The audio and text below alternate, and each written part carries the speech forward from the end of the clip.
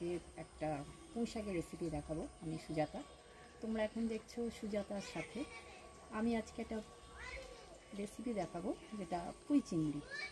দেখো আমাদের বাড়ি, দেখো কত বড় একটা গাছ হয়েছে, পুঁই শাক গাছ। খাওয়া হয় না, নষ্ট হচ্ছে। আজকে ভাবি এটা তোমাদের সঙ্গে শেয়ার করি। এই দেখো বড় বড় ডোগা হয়েছে, একদম ফ্রেশ, একদম পরিষ্কার। দেখো মোটা মোটা ডোগা। এই আজকে আমি কেটে নেব, নিয়ে ঘরের পুঁই শাক। এই দেখো এই পুঁই শাক আমি পরিষ্কার করে ধুয়ে নিয়েছি কেটে। এবার চলো আমি কেটে নিই পরিষ্কার করে। যে পুঁই চিংড়ি করব আমি, তার জন্য কি কি লাগছে আজকে আমি পুঁই শাকটা কেটে নেবো। পুঁই শাক নিয়ে এসেছি, আর তার জন্য লাগছে কুমড়ো, বেগুন, আলু আর কয়েকটা কাঁঠালের দানা নিয়েছি। কাঁঠাল নিয়ে আসা হয়েছিল আমাদের, তার দানা কটা বেরিয়েছে। এই পুঁই শাকে যদি দানা দাও খেতে খুব ভালো লাগে। আর ঝিঙে যদি থাকে ঝিঙেও দিতে পারো, কিন্তু যেহেতু আমার ঝিঙে নেই তাই আমি এই কটা জিনিস দিয়ে আজকে পুঁই শাকটা রান্না করবো। আর মেন যে উপকরণ সে চিংড়ি। এই দেখো চিংড়ি, দেখো আমি কেটে ধুয়ে পরিষ্কার করে নুন হলুদ মাখিয়ে রেখে দিয়েছি। এবার আমি তাহলে বন্ধুরা পুঁই শাকটা কেটে নিই। দেখো বন্ধুরা, এই পুঁই চিংড়ি যে করবো তার জন্য মেন উপকরণ এইটা, সর্ষে বাটা। এটাই শুধু দেবো, অনেকে পেঁয়াজ দেয়, পেঁয়াজ দিই না। আমি এই কাঁচা লঙ্কা সর্ষে বাটবো। এই সর্ষের মধ্যে নুন দিয়ে রেখেছি, সর্ষেটা এবার আমি বেটে নেব, শিলেই বাটছি।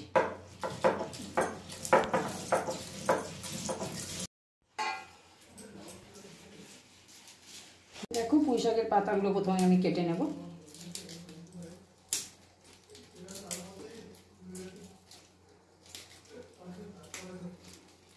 বড় বড় পাতাগুলো আগে সেপারেট করে নিতে হবে,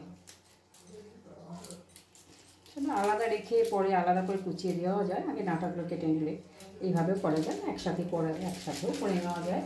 এরকম করে কুচিয়ে নিতে হবে প্রথমে ছোট ছোট করে।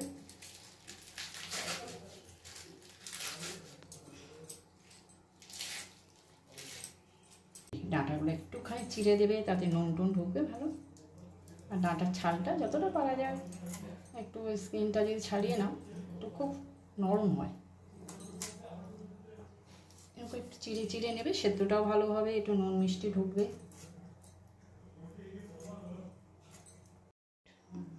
এরকম পুঁই শাকগুলো এবার প্রেশারে আমি দিয়ে দিচ্ছি। সব পুঁই শাকগুলো দিয়ে দেবো।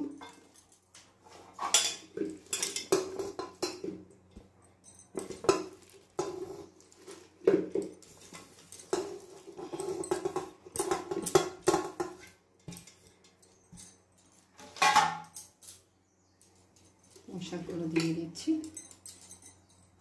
চলো পুঁই শাকগুলো দিয়ে দিয়েছি, এবার একটু নুন দিয়ে দেবো, যাতে একটু পুঁই শাকের ভেতরে নুন ঢোকে। আর একটু জল, অল্প জল দেবো, বেশি দেবো না, ব্যাস।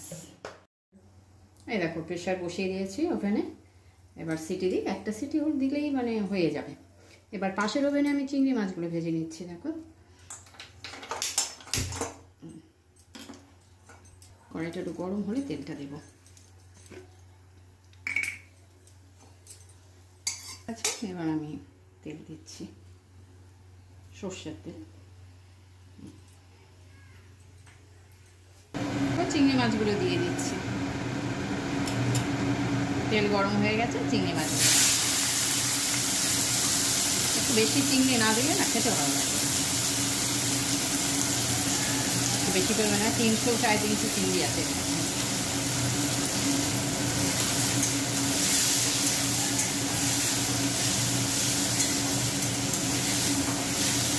এইভাবে চিংড়ি মাছগুলো ভেজে নেবো। খুব বেশি ভাজবেন না, একটু হালকা ভাজবেন, না স্টিপ হয়ে যাবে।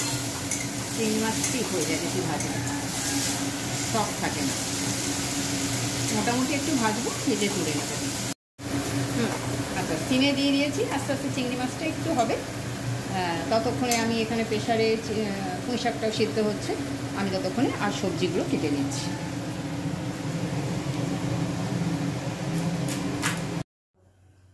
দেখো সব কেটে নিয়েছি, বেগুন কেটে নিয়েছি, কুমড়ো কেটে নিয়েছি, আলু কেটে নিয়েছি, কাঁঠালের দানা, চিংড়ি মাছ। এবার আমি সব এক এক করে ভেজে নেব। প্রথমে আমি কুমড়োটা ভেজে নেব।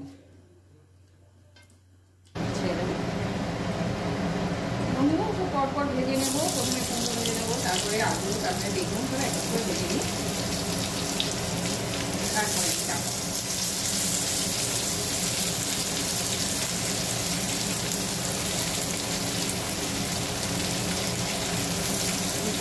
হয়ে গেছে, থেকে জলটা একটু ডুবিয়ে দেবো।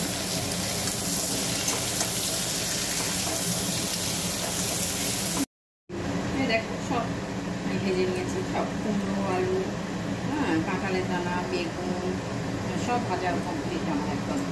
এবার আমি চাপিয়ে দেবো। তেলটা গরম, তেল দিয়ে দিয়েছি, এবার তেলটা গরম হবে। তেলটা গরম হচ্ছে, গরম হয়ে গেছে অলরেডি। এবার আমি একটু পাঁচ ফোড়ন দিয়ে দেবো, আর কিছু লাগবে না। আর এই পুঁই শাক দেখো আমি জল ভরিয়ে পরিষ্কার করে জল ভরিয়ে রেখে দিয়েছি, ভালো সিদ্ধ হয়ে গেছে। এবার সবজিগুলো সব দিয়ে দেবো।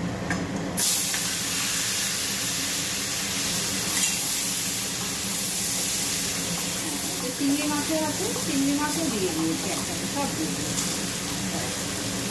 একে একে দেখো আমি নুন দিয়ে দিচ্ছি, নুন একটু অল্পই দেবো, নুন দিয়ে ভেজেছি সবজি, পুঁইশা নুনটা কমই দেবো।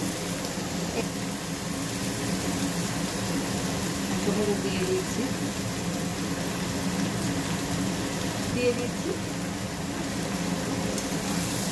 সব একে একে আমি দিয়ে দেবো। নুন দিয়ে দিয়েছি, হলুদ দিয়ে দিয়েছি, এবার দিয়ে দেবো আমি মিষ্টি, চিনি দেবো। এবার আমি চিনি দিয়ে দিয়েছি, একটু চিনিটা বেশি লাগবে না, একটু মিষ্টি মিষ্টি হলে ভালো লাগবে, নুন হলে ভালো লাগবে না, একটু মিষ্টি মিষ্টি হলে 1.5 চামচ চিনি দিচ্ছি। আর আমি দেবো সর্ষে বাটা, সর্ষে বাটার মধ্যে কিন্তু কাঁচা লঙ্কা বাটা আছে, কাঁচা লঙ্কা দিয়ে সর্ষেটা বেটে দিই, যার জন্য শুকনো লঙ্কা আমি দেবো। এই নাড়বো, এইবার আমি পুঁই শাকটা দিয়ে দেবো। তাহলে কি এখন পুঁই শাকটা দিলে পুঁই শাকের মধ্যে নুন মিষ্টি আরও ভালো করে বেশি করে ঢুকে যাবে। কড়াটা একটু ছোটো হয়ে গেছে, আমার একটু কড়াটা বড় হলে ভালো হতো, নাড়তে একটু অসুবিধা হবে, একটু আস্তে আস্তে আমি নেড়ে নেবো। নিয়ে যখন একটু মজে আসবে ওকে লাস্টে সর্ষে বাটাটাতে নেড়ে দেবো,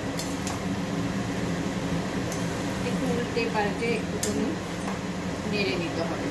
পুঁই শাকটা একটু গলার দিকে দিয়ে সবজিগুলো উপরের দিকে দিয়ে একটুখানি এইভাবে নেড়ে নেবো। এই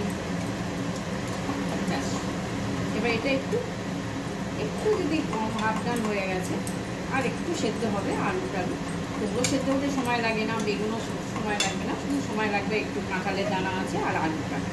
পুঁই শাকও সেদ্ধ করা, সবই সিদ্ধ করা আছে, শুধু আলুটা একটু সময় লাগবে আর কাঁঠালের দানাটা আছে ওটা একটু সময় লাগবে। এটা হতে থাক, আমি ঢাকা দিয়ে দিই, এটা যখন মজে যাবে তখন সর্ষে বাটা দেবো। সেদ্ধ হয়ে গেছে, আলু সেদ্ধ হয়ে গেছে, মজে গেছে একদম পুরো। এইবার আমি সর্ষে বাটা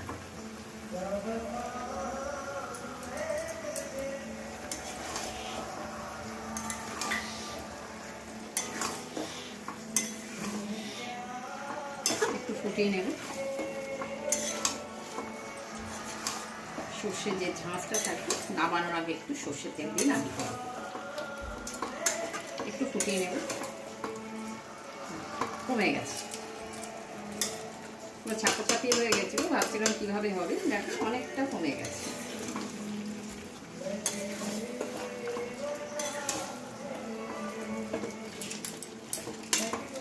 এবার আমি একটু সর্ষের তেল নামানোর আগে একটু সর্ষের তেল দিয়ে দেবো,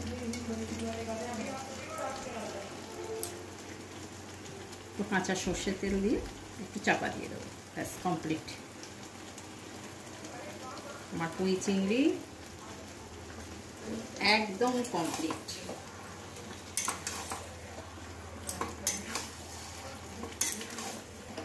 দারুণ গন্ধ বেরোচ্ছে, যদি তোমাদের একটু ঠকাতে পারতাম বা একটু খাওয়াতে পারতাম আমার খুব ভালো লাগতো। এত সুন্দর লাগছে দেখতে, গন্ধও বেরোচ্ছে, স্বাদ না জানি কত ভালো হবে। এবার আমি নামিয়ে নেব, আমি নিভিয়ে দিলাম, দেখো পুরো কমপ্লিট।